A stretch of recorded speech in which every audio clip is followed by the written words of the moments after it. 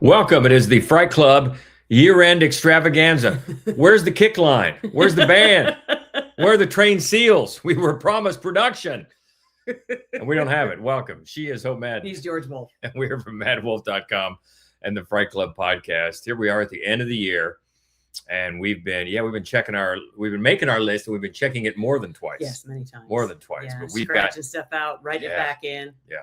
Well, we've got 10 great horror movies and 2 honorable mentions to talk about. And it seems like every year for the last several, when we get to the end of the year, we've been saying, boy, it was a good year for horror. Yeah. But it was another great year for horror. It really was. It really was. You know, for at least the second year in a row, we've got sincere Oscar contenders in the horror, no doubt about it, genre. It's not one of those, oh, I think it's a thriller. I know. No, it's not. No. That's always exciting. And great, great actors that maybe hadn't done a horror movie. I'm thinking one in particular have come over to the genre and were fantastic. Yeah. Love that. Yeah. And great directors who chose to make horror films as opposed to whatever else they could be making right now. So that's always exciting. And great stories. Yeah. Great stories. Some, that veer all different sides. We've got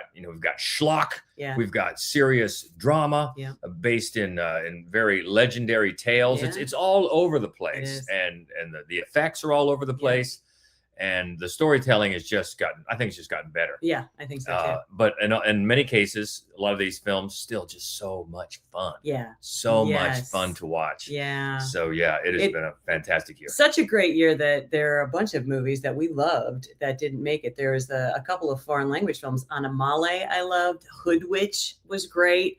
And then a couple homegrown horror that, it was tight. It was close. So if you haven't seen 40 Acres or Companion, do it. Companion's a lot of fun. Yeah. A lot of fun. And of course, 40 Acres, Danielle Deadweiler. Oh, yeah. Anything she makes, we're there. Yeah. And Michael Grey Eyes. And it's it's a great dystopian horror movie. And, and it brings up little things that you're like, oh, yeah. We've seen a lot of dystopian horror movies. Oh, yeah.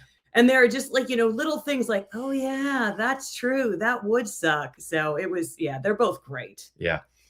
Fantastic. So those just bubbling under the top 10. But we had to get it down to 10. I don't know why, but we did. We make the rules. That's right. But we set it on 10. So you want to kick this one at number 10 is one that as soon as we've really been looking forward to this since they first announced it, which was quite a while ago. Yes. And then it seemed like it got held up. It did. It held up for a long time. It did. But finally in 2025, we got to see the brand new Toxic Avenger. And that is our number 10 horror film of the year. Loved it so much. And if you are like on the fence, do you want to see it because you hate to see what a modern day trauma movie would be like, or you don't want to see it because you hate trauma movies? So here's what we have for you. I love trauma. He hates trauma. We both love this movie. Hate is a strong word. I'm not a fan. No. I'm not a fan of trauma. No. But this one, all in. Yeah. All in, all day. Yeah. Yeah. It was written and directed by Macon Blair. And you know him mostly as an actor, and he does have a small part in this.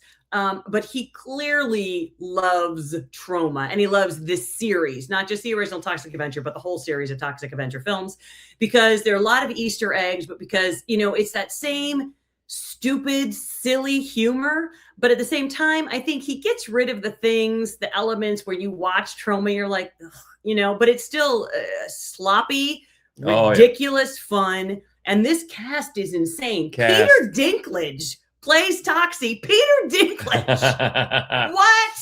And Kevin Bacon as the villain. And Elijah Wood. Well, that was the other thing that got us excited about this when we first started seeing the cast. Yeah. Taylor Page, come on. Jacob Tremblay. Yeah. Oh, just fantastic.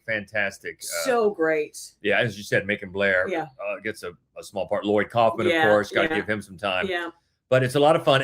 And of course, the production values are better because the budget was more. Yeah. And you got some great one-liners, fantastic one-liners, and just some slop and some schlock, which you have to have if you're going to redo Toxic Avenger. I mean, it's not Shakespeare. No. You know. No. Yeah, you do have to have it, and and he just treats it properly. It's so silly and fun and ridiculous, colorful, neon. Yeah, it's just great. It's just a joy. It is a blast. That movie is a blast. It is an absolute blast. And even if you're not the big fan of Troma, I'm with you. I'm right there with you. But this one had me early on and often. So I give both of us obviously give a big recommendation. And that's streaming now, correct? I mean, you can find that. It is streaming. Yeah, it is. It's on Prime, among other things. So you can find and should find Toxic Avenger. Yeah, so that's our number 10 horror movie of 2025, the brand new Toxic Avenger. All right, number 9, hit it. Chain Reactions. So this is a documentary about the Texas Chainsaw Massacre. So it helps if you're a fan of the Texas Chainsaw Massacre. But the thing that's so great about this movie, first of all, Alexandre O'Felipe directed it, and he has made just fascinating, hypnotic documentaries about movies, generally about horror movies. He has one about Alien. He has one about Psycho. He just recommend them all. Yes, all of them. They're all great. And this one is great. And what I love so much about this movie is that it just says these segments with 5 different people, huge fans of the film, who give their take on why the film is such a masterpiece. So Karen Kusama, Stephen King, Patton Oswalt, Takashi Miike, and Alexandra Heller-Nicholas, who is a film critic out of Australia, who actually, I have to say, had, I thought, some of the most interesting to me personally things to say, because she likens the Texas Chainsaw Massacre to this sort of Ozploitation specific genre of film, these gritty, sand-drenched, colorless, brutal movies. And it was fascinating to me because I'd not put that together before, but I'm drawn to those films. I love those movies. Wake and Fright, she talks about a lot in this documentary. And Takashi Miike, who we adore Takashi Miike, and all his of 500 films. Yeah, I mean, he truly has. He's made 121 movies, which is obviously quite a lot. But he credits this movie. He had no interest in being a filmmaker until he saw this movie. He didn't have an interest in seeing this movie. He had gone into town to see something else, City Lights. And it was sold out, and it was a long train ride to get there. So he just went to see what was next door, which happened to be Texas Chainsaw Massacre. And it just changed my life as well, because I love his movie so much. But it changed the whole trajectory of his career. And one of the other things, there are several things about this movie I absolutely adore.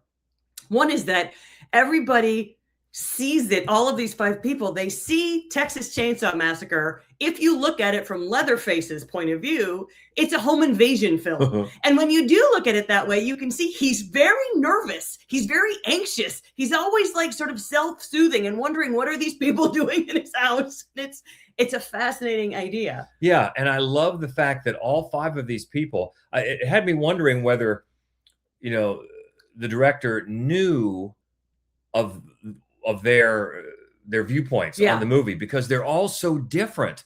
If you just get people at random, you could get people that say the same things. Yeah. But there's so many of them, they're very specific, in very specific ways.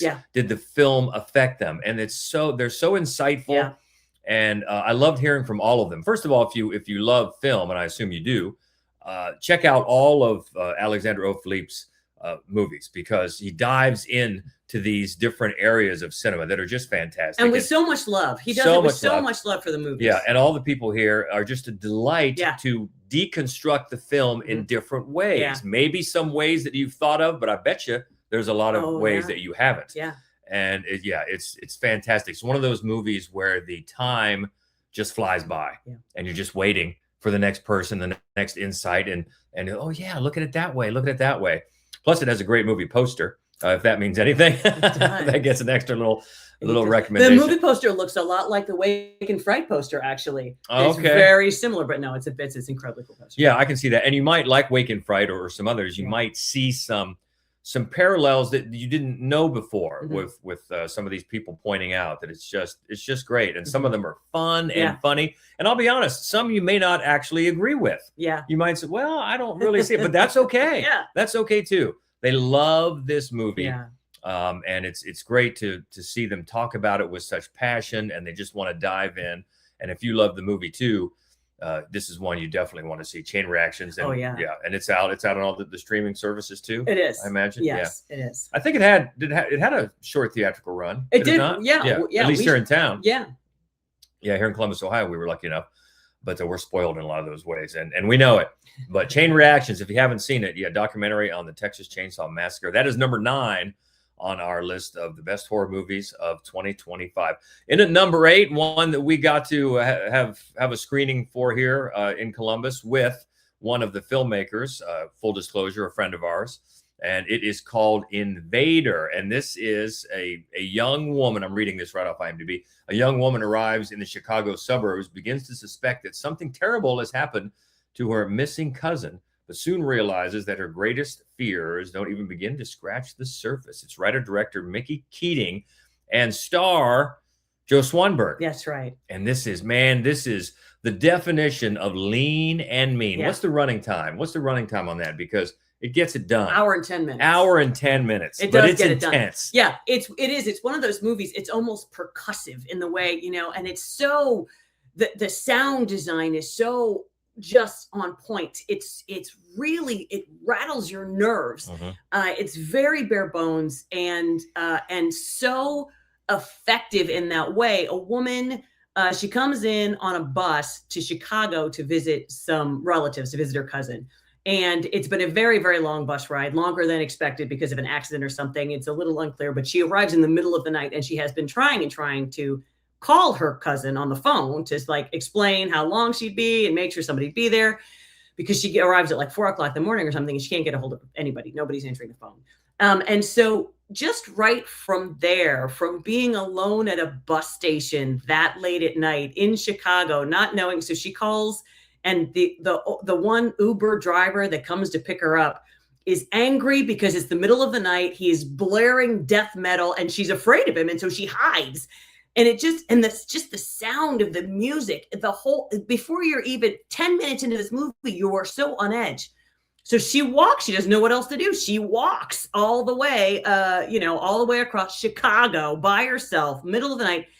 The movie, you're so anxiety riddled before she ever even gets there. And then, man, look out. And the sound design in this movie is so excellent. It's so, and the turns of events are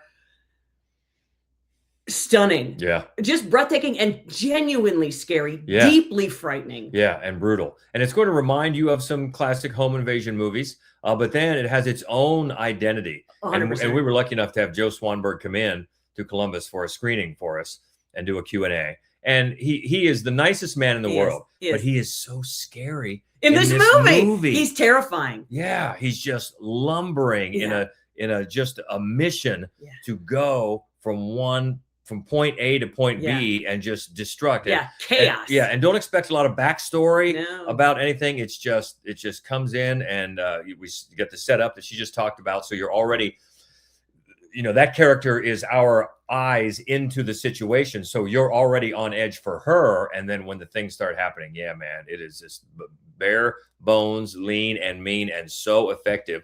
And it's such an evocative title, because that's all you need to know. Invader. That's right. Yeah. He's invading the home, and look out, because it's going to get brutal. And it was so effective that way. We thought it was just great. Yeah. Thought it was great. And this is on Shudder. It's on Prime and Shudder. Prime and Shudder. So watch it. Prime and Shudder. Hour 10. Hour and 10. Why not? But that hour and 10, you'll be like sweating. Yeah, you will. Yeah. I've been through it. Yeah. I've been through it. That's really true. That's really true. Yeah. So Invader, I think that's one that maybe slipped through the cracks for some people. Yeah. I've seen, I've perused a few other lists of best horror films of the year. Haven't seen that one on any. So then they must have missed it. Yes, that's what I'm thinking, because you got to check it out. You do. That is really, really effective. It'll shook. I'm shook is what they say, right? I'm shook. Invader. So that is number 8. That's all right, right. that takes us up to number 7. That's right. So I think it's your turn. A brother and sister uncover a terrifying ritual at the secluded home of their new foster mother. Bring her back. Yeah. How glorious is Hawkins? Sally Hawkins. That's who I was talking about earlier. When you see somebody the caliber of Sally Hawkins come over to the horror genre. Fantastic. She's great.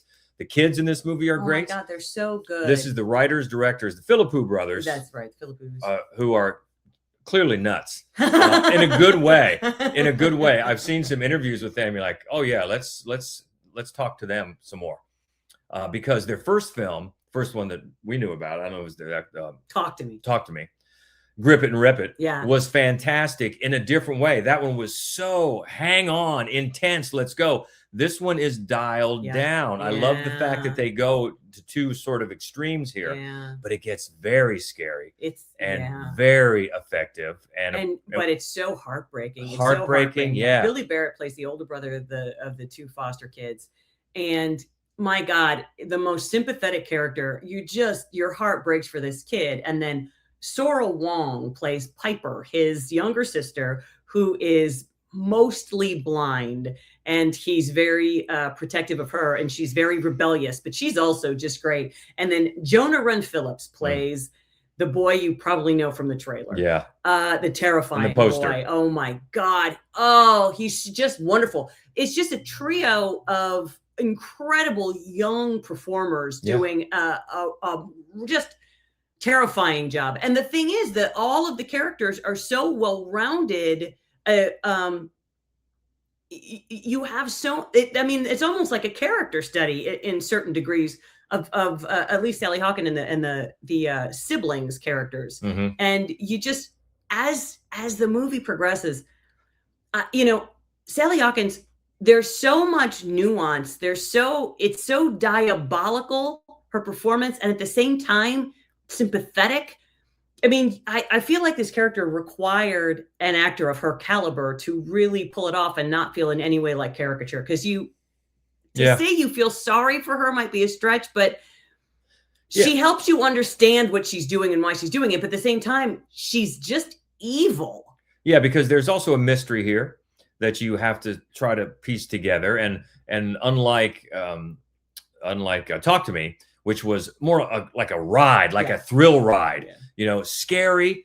And definitely, I thought it was visually scary and gave you some great set pieces of thrills that were more fast moving. This one is not, but it's more of a slow burn, but still very effective, very effective because of the character work of Sally Hawkins and these kids. And you're right, they're great. I mean, they're acting with Sally Hawkins. I mean, holy moly. Yeah. And that just shows how good she is as well. And you feel for it first, and you start to get a feel for what she's doing. And then you find out exactly what and exactly why. And while it is heartbreaking, it's also, I mean, it's evil. So sad. So sad what happens to these kids. Yeah. But, there's a resilience to the film too. And both of their films have really been about grief. Yes. And so expect, it's sad. It's not a feel-good movie. Yeah. But it's definitely switching gears, really, really dialed it down, more psychological, more quiet building. And I loved them both. Oh, yeah. Loved them both. I like this one better. So then Talk to Me. Mm-hmm. That's tough. I really love Talk to Me. I thought it was great, although it was a little more, I would say Talk to Me might be a little more predictable. I think Talk to Me, I remember having a pretty good idea where it was going, but still enjoyed getting there. Mm-hmm. This one, not so much. So, and that's always a good thing. But I want to, whatever they're doing, I want to see it, and I want to hear them talk about it, because those guys, I want to party with those guys. So this one's on HBO. It's on Prime. It's on Hulu. It's on all kinds of things. So if you haven't seen it yet, what's up? Yeah, I loved it. Number 7. That is Bring Her Back. Moving up to number 6. It was a good year for Stephen King. It was. It was a good year for Stephen King adaptations, because this is twin brothers find their father's old monkey toy in the attic. A series of gruesome deaths start, and the siblings decide to throw the toy away and move on with their lives, growing apart over the years. The Monkey. And when we're talking about that and Stephen King adaptations, that reminded me we didn't mention The Long Walk. That's right. Which we did like. We did. That's another one. Yeah, that's another one that just was under the surface, because that one was surprisingly good, The Long Walk. I mean, surprising in that, because of the source material. It doesn't seem like it's a cinematic story, because you're just walking with a bunch of people. You're just on a road with a whole bunch of the same people for the whole time. And so it didn't seem like a movie that could be adapted to the screen, but they did a great job of it. Great job. So that's one that we had forgotten to talk about. But Stephen King, here's one. Osgood Perkins. Yeah. We were in. Yeah. Osgood Perkins. Everything he's ever done, everything he'll ever do, we're always going to be. And this was, you talk about a different type of horror.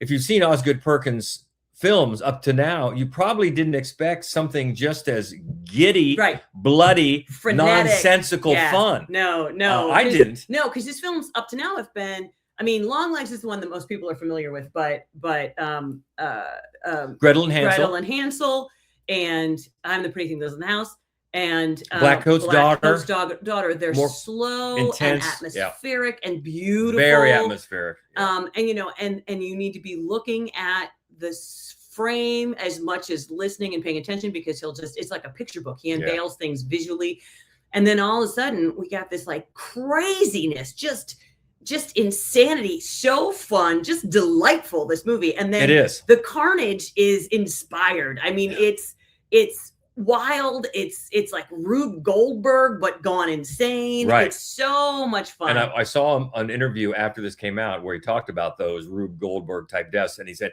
he wanted to make sure they were not physically possible. So that's where we're going, and we're just gonna have fun with it. And there's blood splatter, and it's glorious blood splatter with a really great dual performance from Theo James. And he might be famous for something that I've never seen, probably TV show or something. I don't know. I'd only ever seen him in the Divergent movies, and he doesn't leave a great impression in I don't think anybody does. There's nothing he could have done with it. Right. He was excellent. He really in was. This movie, in these two different characters. He's great in funny bits. He's great in, more serious things at like moments of the movie. And he carves out two. So I'm a twin, and I'm very interested in twins in movies. And I'm very skeptical of the performances, because they can't be polar opposites. The twins are just any siblings who look alike, who have their own distinct personalities, but have shared every single possible experience together. So they have all the same background. So I think he did a great job of creating two people who just knew everything about the other one and loved and hated that other person for those reasons, but were very much their own selves. And I thought he did a great job of carving out two dependent yet independent characters. Yeah, he definitely did. And just the centerpiece for this movie, the monkey toy. Is creepy. It's creepy. Look at the poster. We'll keep coming back to posters. It reminded me of, that years ago, that movie Monkey Shines, which was not great. No. But the poster was creepy. Yeah. And just this monkey and the way it puts the symbols together, and it's used for such great tension in this movie, because oh man, it's coming. It's coming when he starts banging those symbols. Yeah. But it's darkly funny in the best way. Really funny. And it was great to see this side of Osgood Perkins. And here's another Elijah Wood sighting too. Yeah. Which is great, because we talked about him in The Toxic Avenger. He's had a good year. He has. Also, I want to shout out Christian Convery, who plays the twin brothers as kids. Yeah. And he was great too. And Tatiana Maslany, She-Hulk, who is also in Oz Perkins' second horror film this year that we didn't like as well. But she has Keeper. She has a small but memorable part in this movie. It's just, the whole cast is great. Yeah, and Adam Scott. There's a tone that this movie is putting out there, and every single member of the cast is all on board. Yep, exactly. Exactly right. Ton of fun. And a totally different tone than we were expecting from Osgood Perkins, but another director that we are on the wavelength. That's right. Whatever he's doing. So that is number 6. And you can watch it on Prime, on Hulu. A lot of different ways. Yeah. The monkey. Enjoy it. We're in our top 5. Top 5. This one just came out in the last couple of weeks. That's right. You're going to have to catch it in theaters. Yeah. If you Nothing wrong with that. No. Nothing wrong with that. An 8-year-old girl asks her scheming neighbor for help in killing the monster under her bed that she thinks ate her family. It's Dust Bunny. Dust Bunny. Brian Fuller is the writer-director. Mads Mikkelsen is the star. Awesome. Oh yeah. And Sigourney Weaver stealing every scene she's in, and then Sophie Sloane plays the little girl and is amazing. She's the anchor of the movie, and again, there is a real tone at work here, and she has just mastered it. And her chemistry with Mads Mikkelsen is just spot on perfect. They're so funny together. And the look of this movie is like a cross between Wes Anderson and Guillermo del Toro. You know, it's very precise. It's sort of fanciful, but at the same time, it's saturated in these reds and greens, and it's this sort of delightfully macabre atmosphere, but a lot of childlike wonder at the same time. And it's funny, and you're never entirely sure, as Mads Mikkelsen's character is never entirely sure, what's happening. Is this really a thing? Is there really a monster that ate her family? Or more likely, is everything she sees just really tinged by her childlike imagination? And the film walks that line too, where you're never 100% until it's pretty clear which it is. But I got to say again, Sigourney Weaver is just a delight in this movie. She is so cast against type in the most amazing and wonderful way, and she seems to be having a ball. You know, that just must be, for a performer like her, that must be so fun to reach that status. Yeah. You're that legendary status where, you know, remember her at the end of Cabin in the Woods, Yeah. and people are like falling about the place. Yeah. You know, you've reached that status where all you got to do is just come on screen, and then you get the chance to dig into a role like this. Oh, yeah. Yeah, like you said, she's got to be just having a ball, she does. chewing the scenery in yeah. the best possible way. So much fun. And of course, Mikkelsen, always amazing. Oh, yeah. Like, it's funny to me, we haven't spent any time talking about him, but he's just so great in everything. You know, I can see him. Give him a few years, he'll get to that. Oh, he'll for get sure. to that level that Sigourney Weaver's at now. I can definitely see that. He's carving out that career. But this is one that I think snuck up on people, because I saw a few social media reactions to people that saw it and didn't really know what to think and freaking loved it. Yeah. It's that type of movie. Yeah. A friend of ours, though, went to the Toronto Film Festival and wanted very much to see this there. And it was playing in contention. It was playing at Toronto Film Festival. And it was sold out, and people were scalping tickets to it for $300 a piece. Now, part of that, of course, is because Mads Mikkelsen was going to be there. Yes, sure. And that's the joy of a film festival of that caliber. But she was excited to learn that it's great. So yeah, it's great. You should go see it while it's still in theaters, because it is a gorgeous, big, good looking movie. A great movie to see in a theater, and a great movie to see with a crowd, because it's nuts. The reaction among the crowd would be a lot of fun. And it's one of those that takes a well-worn trope. Yeah. The monster under the bed. Kid thinks there's a monster under the bed and finds something totally new to do with it. Oh, yeah. Great. And does it well. And that's great. Yeah. And also a David Dasmalchian sighting. Oh, yeah. That's a good thing, too. Never a bad thing. But Brian Fuller, now, this is his debut, is it not? Yes, it's Fantastic. his feature film debut. Now, he was a showrunner for several great TV shows, including Hannibal, which is where obviously he got to know Mads. And, once Mads is on board, you're pretty well set. So, he's an industry veteran, but for this being his first feature film, it's amazingly assured. Well, a good start. Keep them coming. But yeah, see that in theaters. It's out there now. And that is number 5 on our list, Dust Bunny. Okay, moving up to number 4, the heavy hitters now. That's right. This is when all but one child from the same class mysteriously vanish on the same night at exactly the same time. A community is left questioning who or what is behind their disappearance. Zach Krager's Weapons. This one made a ton of money, which was fantastic. Had everybody talking for good reason. Yeah. Has people anxiously awaiting a prequel, which is good too. It's one of the top movies that drove this as a great year in horror, because it just had everybody talking and debating it. I mean, we had our friend Scott Woods came on. We did a whole podcast on this, because there's so many at the time. There were so many opinions flying around, and I love that. Yeah, I love that. But this is one that, for both of us, because I think we saw it separately. I think we did. I think we probably did. But for both of us, it was great, because we admitted right after, neither one of us had any idea where it was going. Nope. I thought I knew, and I was dead wrong, which I loved. Oh, yeah. And it's such a great ride. And when it gets to that end, and it's fun and satisfying, and these performances are great. Yep. led by, of course, Amy Madigan. So great. Everybody We love a good villain. Let me tell you, Aunt Gladys is a good villain. And Gladys, and people are clamoring for the prequel, which would be awesome. Oh my God. Another feather in the cap of Josh Brolin this year. Talk about good years. Yes. Fantastic year for Josh Brolin. Fantastic year. He was great in this movie. And Julie Garner was great in this movie. And one of the things, and I love about this movie, it's told in chapters, which doesn't always work. It worked really well here because you're so involved in each individual sort of short. You're like, how does this have anything at all to do with these missing kids? I don't understand. But what you get to know is that really everybody that they focus on, sort of terrible people. And I think you didn't expect that given the trailer. You've got this sweet looking, broken up teacher. And you're like, oh God, this poor teacher. And then when you get to know her, you're like, I want to smack her. And then the same thing with the police officer. And then of course, Josh Brolin's character, you hate him right away, but eventually they all become quite human for you. The one person you love no matter what, Benedict Wong.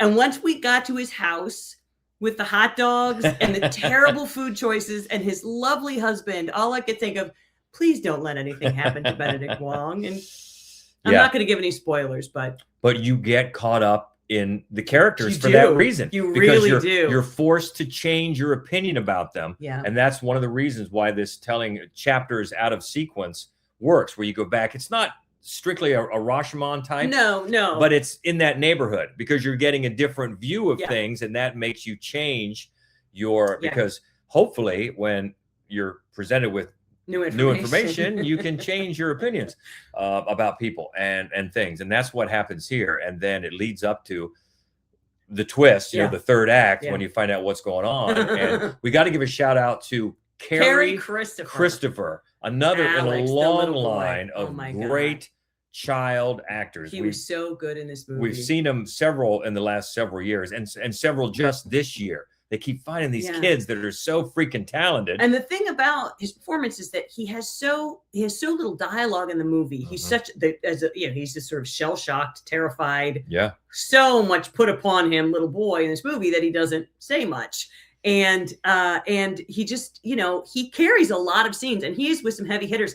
And there's a scene with him at a kitchen table with Aunt Gladys that I have to think is an incredibly tough scene for a little kid to handle. And he was magnificent. Oh my God. And he's so cute. Those eyelashes. And Krager finds a way to make things. He just chooses a way to do certain things that are creepy, like the way that the kids run. Oh yeah. I don't know who came up with that, but the fact that they run that way is just creepy. It's incredible. It's just another reason why you're watching and think, why are they running that way? And it just adds here. Yeah, exactly. It adds to the mystery. It adds to the creepiness of the whole thing.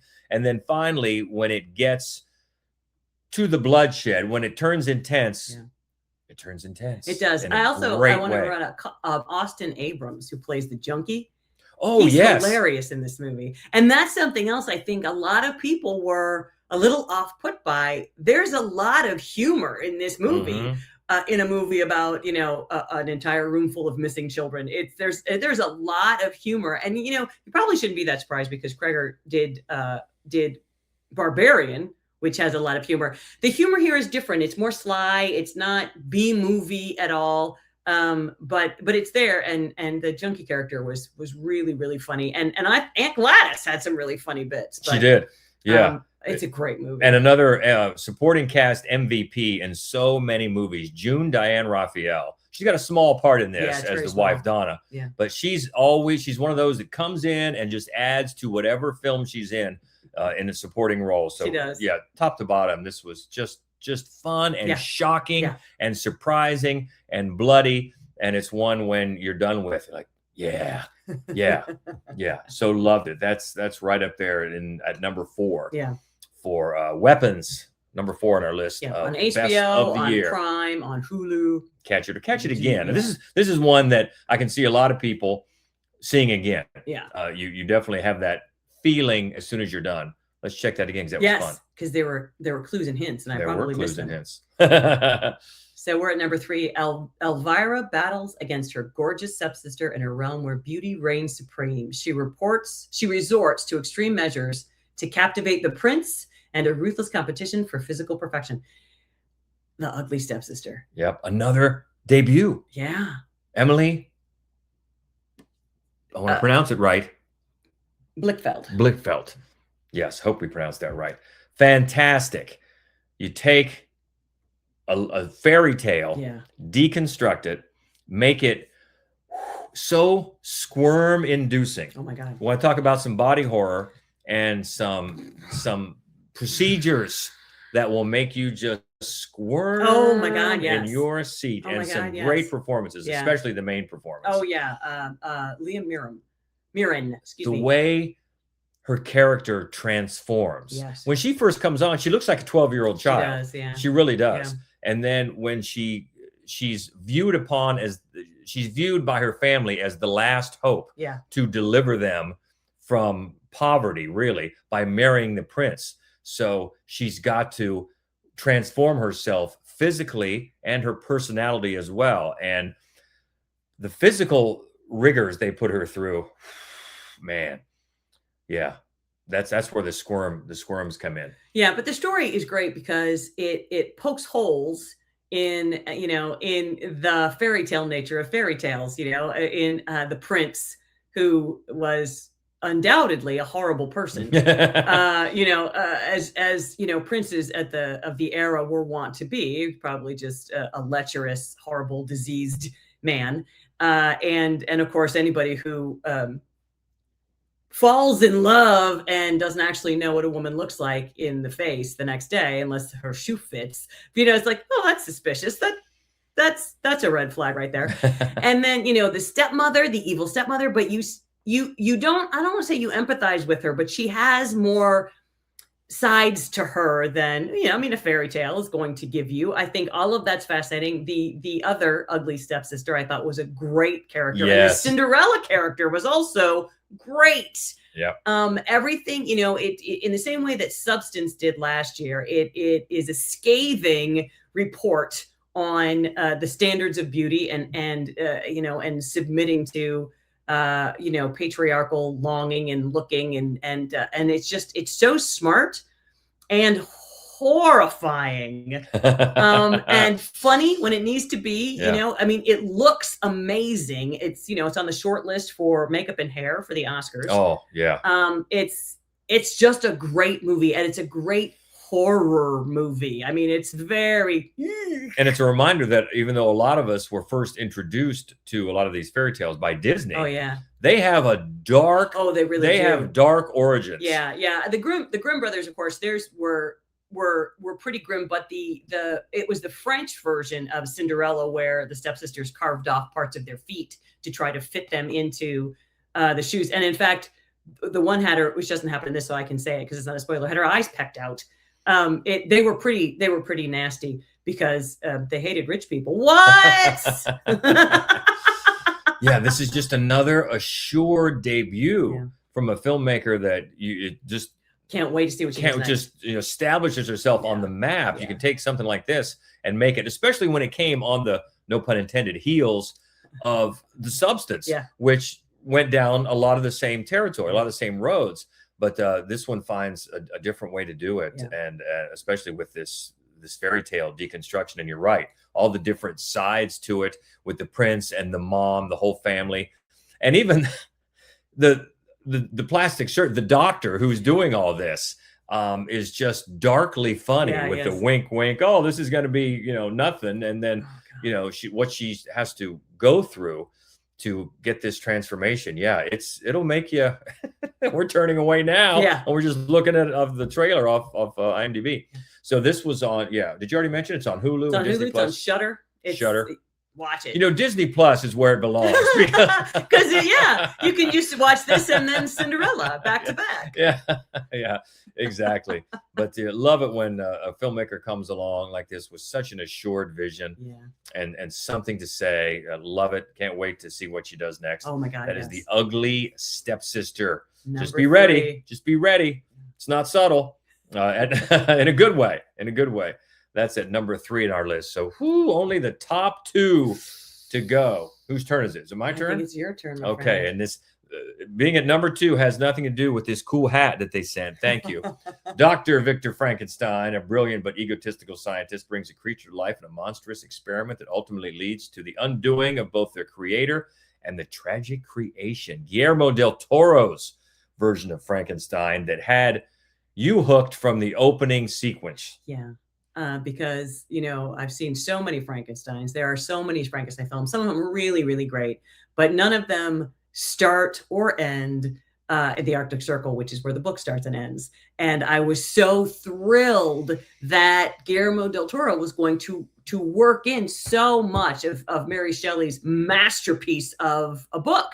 And he really did. You know, there is a side plot with an uncle that wasn't in the novel, but other than that, I mean, he stays so close to this novel, and he uses so many of her unbelievably brilliant individual lines of dialogue that a lot of other films sort of toss aside. I think because they say more about men and women than a lot of the filmmakers have wanted to. They just really wanted to get at this idea of, oh, I made a monster and the monster is going to kill people. Whereas Guillermo del Toro, you know, monsters for him are sensitive subjects. Yes. And which is why I think Frankenstein is the perfect material for him, because the monster is the tragic hero of the film, and it's Dr. Frankenstein who is the monster. Yeah, it is perfect. And, you know, it's no secret. We're Del Toro fanboys and girls. No doubt about that. And it, like all of his films, especially as he's gotten these bigger budgets, it looks just insane. Oh my God. The production design, the cinematography, costume, hair and makeup, big screen all the way. I know it's a Netflix movie. It had a limited release, but man, I'm hoping once nominations come out, it gets another round of theaters, and that's where it deserves. Because we got to see it in the theater, and my God, it's breathtaking. It is breathtaking to look at. Yeah, it's fantastic. I'm with you. I think the side plot, the Christoph Waltz character, is really the only problem for me in this movie. Some of the choices he makes there, I was much more interested in the rest of it. Yeah. The Mia Goth character. Yeah, which again, that's an update. I mean, that veers pretty substantially from the novel. She has an interesting character, Elizabeth. She has a lot more agency. She's an interesting character in this one. And the way that they clothe her is so, it's all these like sort of metallic greens and blues, like an insect. Oh. It's just the color, well, like you're going to expect it with Del Toro. Oh, yeah. The colors, how they play together. Like you mentioned, the clothes and the fabrics and the architecture, all of it is so, you just want to study each frame, each scene, each set. That's why, again, the big screen is the place to see it. But the cast, fantastic. We haven't even mentioned Jacob Elordi and Oscar Isaac. You know, Elordi, first of all, the contrast in their sizes is great because, you know, Oscar Isaac is diminutive and Jacob Elordi is not. He's not only tall, like you've mentioned, he's limmy. And this is all about limbs. He's very limmy. And they really make him look unnatural. They do. And you don't, of course, see at the first, you don't see that much of him in the beginning.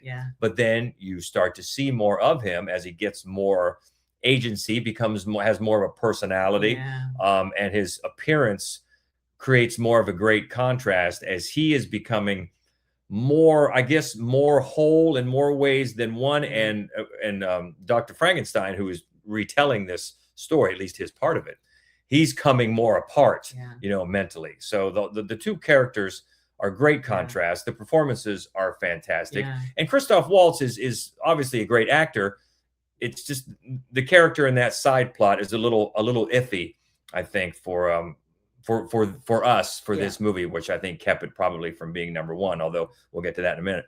But there's so much to love about this movie. Oh yeah. It's so visually glorious, and it's so, you know, you said in the review, Del Toro is a filmmaker who really wears his heart on his sleeve, and never more so than here. Right? It's just, it's heart-wrenching and beautiful and heartbreaking and melancholy, and just, and the performances are spectacular. Yeah. Just spectacular. And it's a film where some lines that maybe in another film would land as awkward or self-serving, telling us things that maybe we already know about who are gods and who are monsters, except that here they're not talking to us so much as each other. Or themselves. Right. And so that's why it works. Yeah, it does.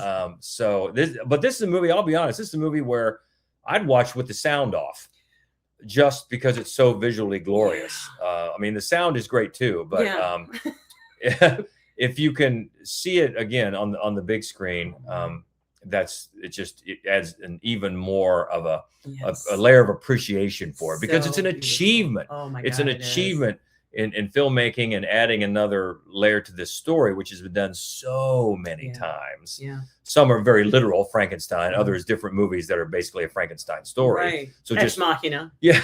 Yeah. So it just reminds you, number one, what an incredible story the original was by a teenager at the time. Just insane. And it's like with every generation, it even has more to say about the current state of things. Yes. And of course, that's very true here. So it's an experience, a cinematic experience in so many ways. Yeah. And we love it, and we appreciate the hat. And a really cool book too. They just sent a really cool coffee table canvas book. bag. Yeah, which is awesome. So yes. Much appreciated. And that is number 2, Frankenstein. And you only see it on Netflix. Only see it on Netflix, but hopefully soon on the big screen. I bet you it does. I bet you it comes. They could say, they could send it back out. We got to see it on the big screen. Please do it. It was just. And that only leaves one at the top. What could it be? What could it be? It is trying to leave their troubled lives behind. Twin brothers return to their hometown to start again, only to discover that an even greater evil is waiting to welcome them back. Sinners. Crazy good. Oh my God, it's so good. It's a masterpiece. It's a masterpiece. It is. In so many ways. This is one that we've seen it twice now. And by the way, in theaters. In theaters. I know we're bragging on our situation here, but we also got to see it in 70 freaking millimeter. Yeah, Gateway Film Center here in Columbus, Ohio. I mean, if you're lucky enough, number 1, to see it in theaters, and number 2, to see it in 70 millimeter, run the chance to do it. Yeah. It's funny. It's the second one with twins. Yeah. I hadn't thought about that before. The monkey. I forgot about that. Yeah.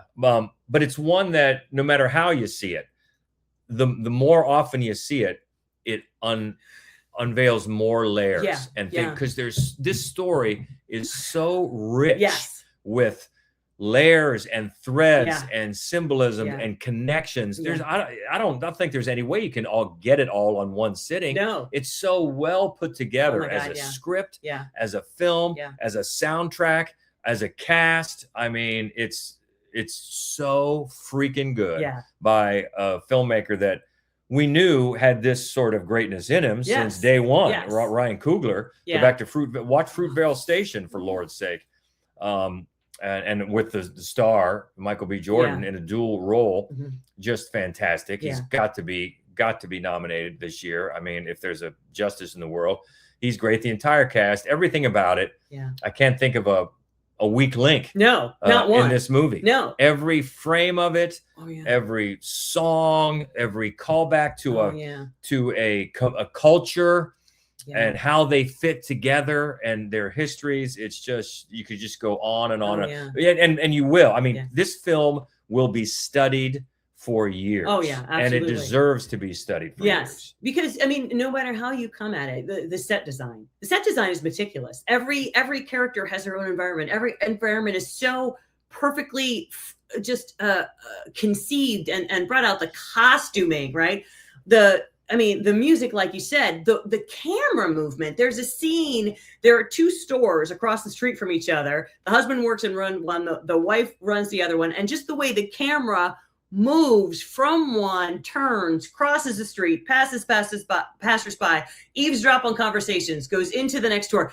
And it's just a masterclass in filmmaking in every conceivable way. And Ryan Coogler, this is his first wholly original, which is just to say it's the first one that's not a sequel, as Creed was.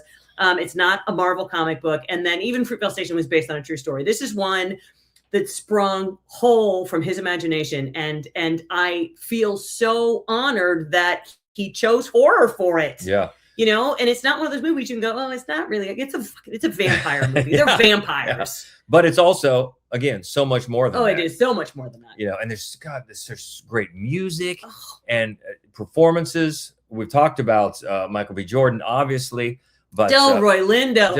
Delroy Lindo and the newcomer Miles Caton. Oh, so and, great. Wunmi Mosaku. Wunmi Mosaku. I mean, Oh. just on and on and on. The entire ensemble is just fantastic in every way. We just, in little moments, you know, there are moments that just pop up where all you had, and I don't want to give anything away, but certain bits of dialogue you can just say to a room full of people that have seen it, and you just maybe like smile and know what they're talking about. And and Jack O'Connell, I haven't even mentioned Remick again. Love a great villain. Yes, he is a great villain. And so much metaphor and symbolism. I mean, it's just a luscious, beautiful film and beautiful piece of storytelling and fantastic vampire movie. Oh my God. That just is so, there's just so much to it. There's so much to it that it's going to be deconstructed for years, I think, in film classes. I think you're right. Yeah, for such good reason. And I so hope it gets rewarded come awards time for whatever that means. You know, people put more into that. Of course, there's so many other things that go into it with the awards, but I mean, and a lot of times horror movies don't get their due. No, I mean, you don't get very many Silence of the Lambs very much, and even then there were people that argued it wasn't a horror movie. This one is, and it's proud of it, but yet it's so much more. It's social commentary, it's history lesson, it's musical education. Oh my God, I mean, the period detail. Detail was crazy. So, and it's funny. Haley Steinfeld. We haven't mentioned her. The entire cast, top to bottom. The whole cast. And the thing is, in terms of the Oscars, I fully expect that it's going to get nominated for screenplay. I don't think there's a chance that it won't. I expect Wunmi Mosaku to be nominated for supporting actress. And she's always great. She is always great. If you haven't seen His House, by the way, please do. So great. I don't think Delroy Lindo is going to get nominated. And to be honest, if I had to choose one person in the entire cast to nominate, it would be Delroy Lindo. He's so magnificent in this movie. Overdue for recognition. Overdue. Let's go back to The Five Bloods, for Lord's sake. Oh, that was, I was so sure he was going to win for that. But I do. I hope it just gets a slew of Oscars. I hope it just wins just a whole armful. And I can't wait to see whatever Ryan Coogler does next. And I know I think he said there won't be a sequel to this. And I get it. I do. Yeah. And I admire that. Drop the mic. But I have seen people go, wouldn't you just love a TV show about those Native Americans and they're tracking down? I would. Sure. Actually, I would love that. But if he's dropping the mic and walking away, respect that. All day. All day for the perfect. That's right. 2 hours and whatever that this is. It is. It's a perfect movie. Number it's a perfect movie. 2 hours and 17 minutes. Every minute is worth it. Especially if you can see it on the big screen. Please do. So Sinners, number one. I know we're far from the first people to say that, and totally understand. But it was pretty much a done deal from the minute we saw it. Yes. I mean, nothing gonna be better than that. So Sinners is our number one of a great year in horror. Great. But what do you think? Always glad to talk about that, or maybe there's one that we missed. I know a lot of people love the Terrifier series. We've said before, we're not fans. If you love it, God bless you. I don't think the third one came out this year. I thought it did. Was it this year? I'm pretty sure it did. Okay. I was thinking it was last year. I'm pretty sure it did. I've seen it on some lists. Okay. So I don't know. Take it back. I don't know. But just not our bag, but that's okay. But this is our 10. What do you think? Easy to find us anytime. MaddWolf Columbus on all the socials. Also, MaddWolf.com is the main website. We talked about our other podcast. Mentioned that here a couple of times. It's called Fright Club. You can find that on all the usual outlets. See, Screening Room. How many podcasts are we doing? Fright Club is this podcast. Yeah, we have another podcast called Screening Room, where we talk about all the movies that are out, horror or whatever the new ones are out. And we'll be talking about the 25 best of the year, not just horror, but all of the movies. Yeah, that'll be. What day is it? What podcast is it? And you can find that one in all the normal outlets as well. And of course, the Fright Club podcast, the Facebook group, if you want to join that. That's right. Come on in. We're having fun with horror movies all the time. We're on Blue Sky too. On Blue Sky, Lots of ways to keep in touch and we hope you will. Have a fantastic holiday season. Yes. If you haven't seen a lot of these on the big screen, when they come around again, boy, take advantage. Do it. Take advantage. It's so worth it. And we will talk to you again soon. Until then, she is Hope Madden. He's George Wolf. And this is, wait, let me check my notes. The Fright Club Podcast. Stay frightful, my friends.